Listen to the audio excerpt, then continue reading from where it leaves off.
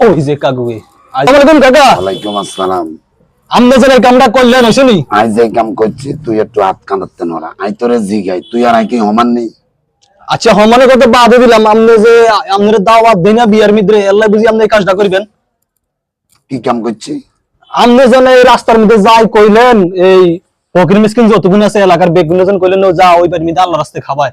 আমার বিয়ার খানা সব শর্ট আলা দিছে আমরা দাওয়াত দিই না দেই। এই জন্য একটা কথা আছে, করিয়া ভাবিও কাজ, না করিয়া ভাবিও না। তুমি আরে দাবাত দাও না, তোমার 40-50 জন মেহমান দাবাত দিছ। আচ্ছা 40-50 জন যদি খায়, আই দুগা খাইলে অসুবিধা হইব নি লগে?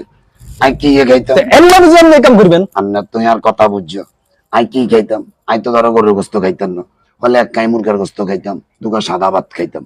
তুমি আরে দাবাত দাও না, তোমার খানা শর্ট হবো। এখন আই চিন্তা করছি আর জন দাবাত দাও না, গরিব মিসকিনে না খাইতে, গরিব মিসকিন দুগা খাক, খাইছে অসুবিধা কি? আমনে হুরা হাইলাত তলা শেষ করে লেছে, আমার দাওয়াতি মেহমান আমি খাওয়াইতাম পারি না। আমনে কেমনে এই কামটা করলেন কাকু? এই জন্যই কইছি কাগুরে দাবাত দাও না। তুমি আত্মীয় স্বজন দাবাত দিছো, কাগুরে কি তোমার আপন লোক না? কাগুরে চিনো না? কাকু আমনে অনসিন ছিও অনসিন ছি আমনে কোন জিনিস এবার চিন্তা। আমনে জিনিস